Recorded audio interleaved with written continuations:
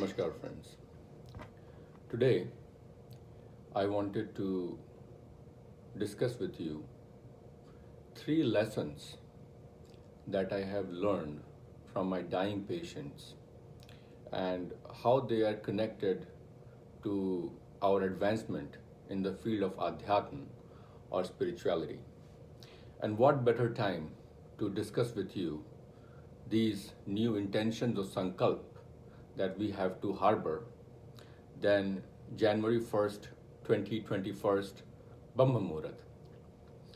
So this is January 1st, 2021, Brahma Muhurat in my time zone in the United States.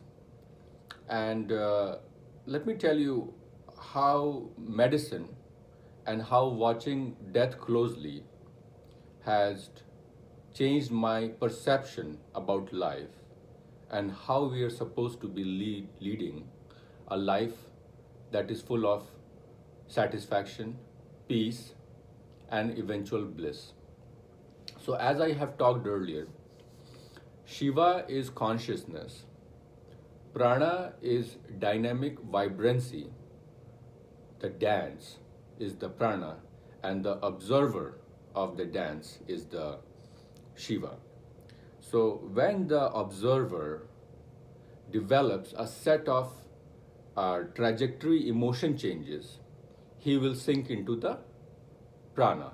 Just like a person who is observed in watching a dance, he is so much observed that he is absorbed in the dance.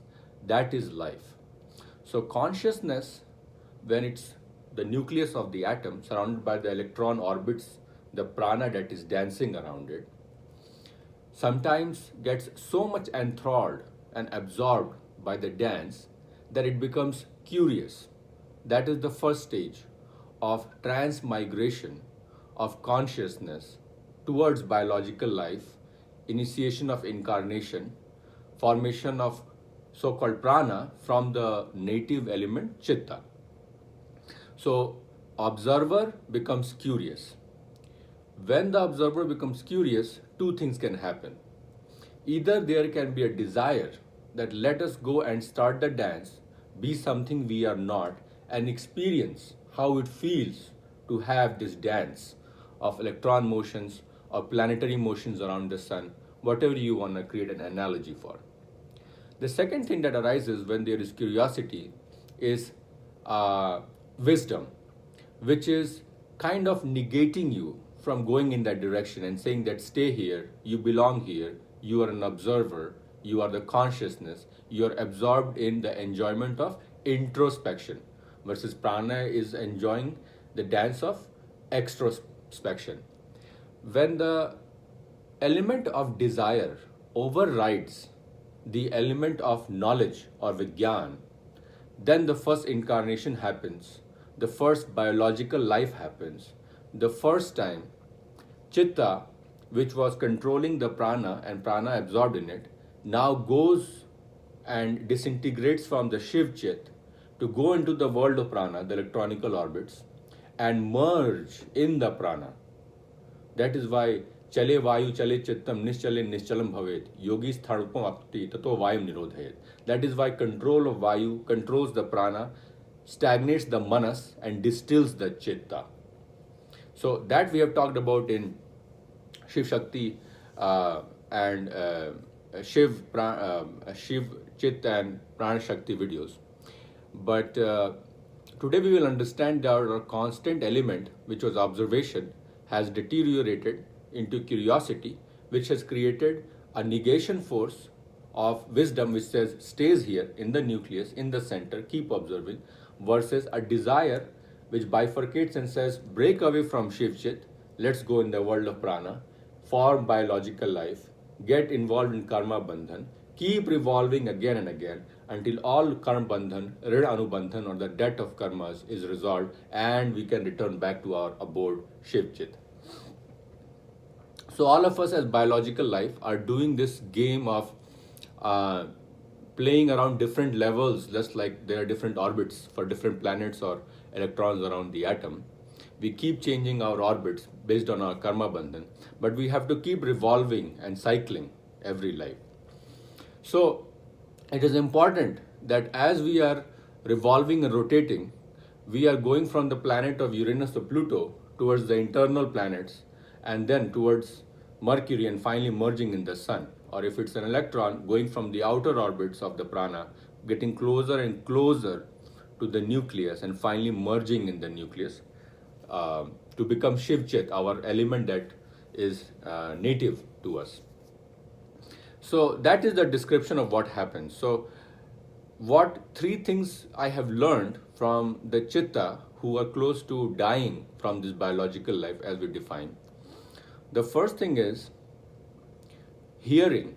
Sense of hearing is the first to appear in biological life. Whenever I say biological life, understand incarnate of the chitta into the prana to form a physical body, annamay sharir, which is known to be life as we call it. Hearing is the first sense to develop and the last sense to be lost when death occurs. Hearing is the first sense to develop at the time of birth or even before birth, and hearing is the last sense to be lost during the process of death. I would like to tell you a story, small story, based on my personal experience, treating a patient who was around 90 years old. She had developed a fall and a brain bleed, and the CT scans had shown there was an extensive brain bleed, what we call subarachnoid hemorrhage, and there was no chance of resolving the bleeding. So she was slowly dying, almost brain dead. She would not respond to any painful stimuli. She would not have much of the responses. The machines, ventilator machines, were keeping her up, and still she was not dying. And I wondered what's keeping her alive. Is there some desire that is keeping her alive? Is there something left for her to be done? And as it turns out, no matter how loudly I shout her name, how I pinch her, she would not respond. There is no response to painful stimuli, which is one of the characteristics of consciousness, a physical world. So it turns out, after 2 hours of lingering there and not dying, despite being on the ventilators and medical support that we can provide to bring her back, her son shows up. And in front of me, the son says, "Ma," and the woman opens her eyes for just like a brief second, closes her eyes, and within like half an hour to an hour, she's dead. And I kept wondering, like, how can it be that I am trying to be loud and talk to her, she's not opening her eyes. I'm giving her this painful stimuli, there's no response, there's no cortical response. And she hears this voice of a person that she has raised for 35 years. And that incites an energy or prana inside her to just look around, see what was left to be done. And he has visited her, she is peaceful, and now she can go. So the very fact that she had not met her son at the time of dying was keeping her alive. And I've seen this happen so many times. There are some desires, something that is left to be done, which the soul will not depart from the body if it is there. And lingering there itself is kind of suffering, because we call it comfort cares. We want to keep the patient comfortable when they're in hospice or end stage of life, when we know that medical treatment is futile. But what do you do if the patient is not dying from natural progress? You just have to wait there and keep them comfortable. At least we believe we are keeping them comfortable. But the thought is that the soul will not depart from the body, because Shairam yadvapnoti yachapir kramtishvara grihit vetani sayani vayur gandha nivashayat. So when the prana will depart from the body, it will carry with it the five senses and the mind. It did not say it will carry the ahankara with you. That's why I've said that people, when they are close to dying, and those who are dead, zero ahankara. There is no ego. Ego is an expression to preserve physical integrity, while you have this physical integrity delusion called biological life. So my friends, two lessons are there to be learned from this patient. The first lesson is that people, when they are close to dying, they can still hear you. Your friends, your near and dear ones can still hear you. They might not be able to speak, but they are actually hearing a lot. And this has been described by a lot of different people who are close to dying with the near-death experiences. They can even have, if they have departed from the body, then the sense of a floating soul that is able to witness everything down, just like a chitta witnesses the dance of prana happens. But when they're still in the body, or as we say in the hridaya, the Atman is still in the hridaya, then it can still hear, because hearing, although all the senses have died and they have loaded up in the pranic vessel to leave, hearing is still lingering in the body, the sense of hearing. And hearing is the one that is attaching the soul to the body.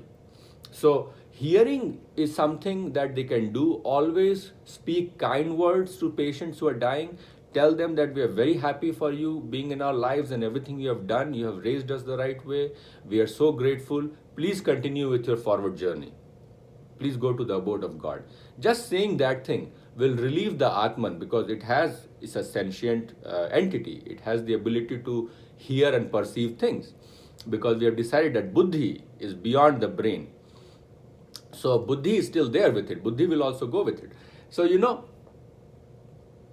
that idea that hearing sensation is still preserved tells me that I can still communicate with my patients. The patient is still listening to me. And if someone that is very close to the patient is talking, then they will listen. And then the Atman is ready to go. So my friends, just like Abhimanyu, when Arjun was teaching the lessons of Chakravyu to wife Draupadi, and Draupadi goes into sleep, and it is said that Abhimanyu could not learn anything beyond what Draupadi was awake, because his prana is tied to Draupadi's prana. Hearing is the first sense to develop. That's why they say kids can hear what parents are talking. Similarly, when an individual is dying, they can still hear. They cannot maybe see visually, they cannot feel. And Shiv Samhita also tells you that the most subtle Mahabhut, Akash, is the one that creates sound.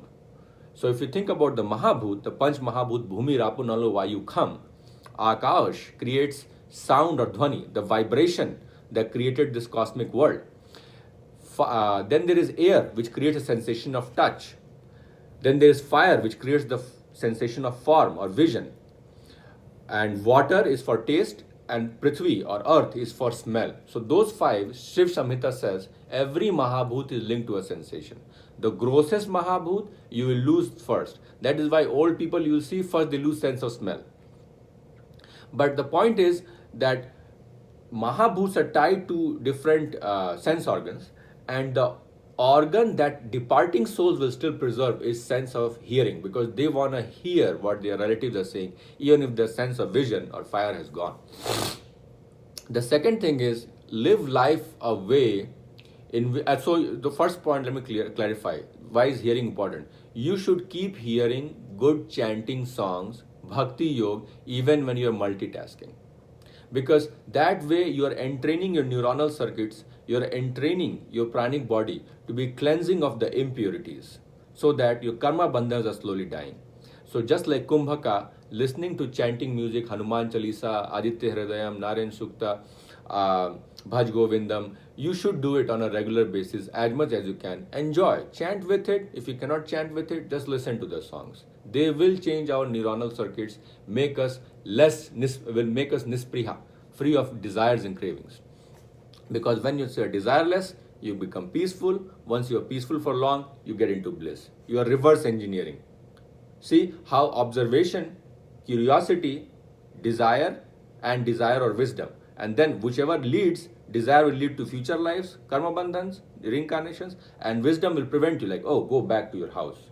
So always wisdom is trying to push us back to our house, and desire is trying to push us away from our house, the house of Chitta. So use the power of music, power of sound, power of listening in your lives while we are alive. Second one is that do not have a lot of emotional baggage the way you live your life. So you have to become sthit pragya, which means outer sensations should not affect you. But also you should not send out vibrations outside to other individuals. That is why living in the realm of Brahmanical neutrality matters. So do not have regrets, which are acts of omission. You should have done something. I should have met that person. I should have said hi to that person. I should have helped that homeless person. I should have taken good care of my parents when they are alive. This have, I should have, could have, would have, should have. This should not be there. So do it in the moment. When dhyana tells you to do something, you do it today. You do it right then and there, because you don't want to have regret when you are dying. Don't want to die with regret, because that is sinking your deeper and deeper in the Karmabandhan and adding to more emotions in the Samskaras, which are the subconscious mind, which is going with you. So depending on that only, the next birth will happen. Based on the content of the regret, Karmabandhan is created. Such Samskaras we are born with, and then we have to live our lives based on the predetermined Karmabandhan related samskaras. The second is resentment. Resentment is having done something which you should not have. Regret is not doing something you should have. So regret is an act of omission, and resentment is an act of commission, which is committing something you should not have. Stealing, violence, any act that you are now repenting, because the nature of the soul is it is full with consciousness. So it has to reverse into the realm of buddhi, intellect or consciousness, which is the wisdom component of curiosity, versus the desire component of curiosity, making it do acts of commission and omission that it might later regret. Because desire is rajasic, so vishendriya sanyogad yadagre amritopamam pariname visme tat sukham rasam smritam. So vishendriya sanyogad, the tendency to join the indriya with the object of sensual gratification creates this instant burst of dopamine or priya pleasure, instant pleasure, which later leads to these resentments and regrets. I should not have done, or I should have done. So very important to lead a life that is free of emotional baggage, because that creates a stoic or sthitpragya person, but also it creates a lesser load of resentments and regrets, which are rajasic tendencies that will cause you to have a lot of guilt, shame, and those kind of feelings that are sinking deeper at the time of death, and hence you cannot leave the body instantly. You will have to kind of either find a way to resolve, get to see that person with which you have an angle, or have that person around you speaking to you, because you can still hear although you cannot speak. Your body is so frail at the time of death. So anyways, you want it to be resolved, then only the soul will depart. So better not to have these regrets and resolve. So like I say, when you were born, you were crying and the whole world was laughing. When you leave the world, make sure you are smiling and whole world is crying. You are returning it in the form it was before you came. So, my friends, try to lead a life free of regrets and resentments. Troubleshoot all your regrets and resentments. Forgive people. And if they don't forgive you, if they have done something wrong to you, you forgive them. If you have done something wrong to them, go and ask for forgiveness. Even if you just ask for forgiveness, that has burnt off some of the karmabandhan, making it lighter. But don't die with unresolved conflicts, mental conflicts, because those will keep popping up and you will not have nirvana or moksha. It will bring you back. The third thing I have realized is that things need to stop getting worse before they start getting better. Again, this is from a dying patient. Dying patients, when I have intubated them because they cannot breathe, and we have put in central lines and stuff like that because they don't have blood pressure. You give them medicines, you put them ventilatory support, but sometimes they'll still get worse. The blood pressure will drop, heart rate will go up, their breathing is not supported. They will still slowly go down. The oxygenation is going down. So they're not getting better. You have to start getting worse before you start getting better. If I have put in the tubes and the lines and still the oxygen is going down, still you're not opening your eyes, still your lab work is going down, your white count is going up, your hemoglobin is dropping, platelets are dropping, nothing is getting better, lung x-ray looks bad, that is going downhill. There's only so far you can go downhill before you die. So things have to stop getting worse before they plateau and they start getting better. Whether this applies to your emotional aspects, when you are constantly tormented by something, you get more frequently angry than you used to. Small things now tick you off. You have such short temper, short wire. Or you get easily offended. Or you are always sad. Things that used to make you happy are not making you happy. What does that tell you? Things haven't stopped getting worse. If you're eating one meal a day, you now eat 3-4 meals a day. you have sex 4 5 days prolific all the time. So you have no control. You are like an animal where the muladhara, even below the muladhara, the animalistic instincts have overridden the senses. So sensual desires are totally dictated and determined by the lower species animal instincts, which human beings, Homo sapiens, sapiens means sentient. So intellect or buddhi should be very strong in a human being. So the ability of wisdom to say no to desire has to be strong. That is what pratyahara does. Kumbhak, intermittent fasting, alkaline water drinking, and all the dhyan yoga. But the point here is patients have to stop getting worse. Our behaviors, personalities, emotions have to stop getting worse and more frequent before they start getting better. So even in yoga, you have to make sure that you start doing austerities, things like pratyahara that I have talked, because that are helping cleansing the impurities. So once all the impurities are gone, you are a clean slate. Now you can load the chitta in your mind and then go upwards. So stop getting worse. That is the way. In dhyana, you ask, okay, did I eat 4 cookies today? Yesterday I eaten 5. If I've eaten less cookies, I'm on the right path. Am I not constantly surrendering to the power of lust, anger, and greed? Am I not constantly surrendering to the power of watching video games, playing video games, or incessantly doing day trading all the day in the stock market, or drinking too much wine, smoking cigarettes like a chain smoker? As long as the bad habits have decreased in quantity, you are on the right track. You have stopped getting worse. Then you get flatline and then you start getting better. So that is why in Dhyan Yoga every day you have to ask yourself whether you are on the right path of restriction, arrest of deterioration prior to beginning of progress. So my friends, these were the 3 things that my dying patients have taught. Listening or the power of sound is very strong. Patients are still able to listen when they're close to dying. So talk to them good things and how kind they have been. And if there's something they need forgiveness for, you have forgiven them, or you seek forgiveness and you want them to progress in their later lives, because ether, which is the most subtle of the 5 elements, is the element that creates sound. And it is said anhad, which is the drum beating without the face of the drum, is the compassion center of the heart. That is the center where the lower chakras have transitioned into stop getting worse and flatline before they start getting better into Vishuddha, Ajna, and Sahasrara. So that is the point, pivot point, if you will. So that is why sound is the pivot point to help us cleanse of our impurities, engage in Bhakti Yoga.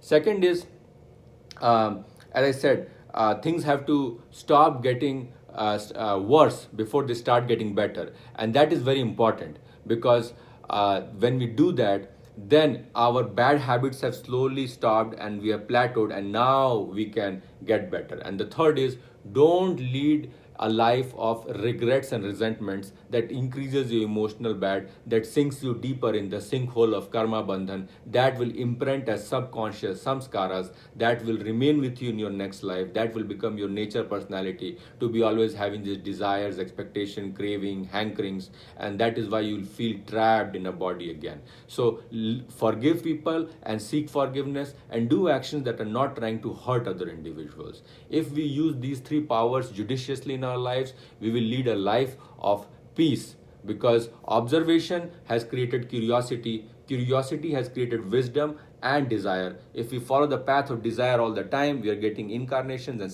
seeking into the Karmabandhana. If we follow the path of wisdom or intellect, it's driving us back from the world of desires into the world of peace, internal peace. And once peace is there, bliss will come and we will have a very fruitful life. Happy New Year 2021.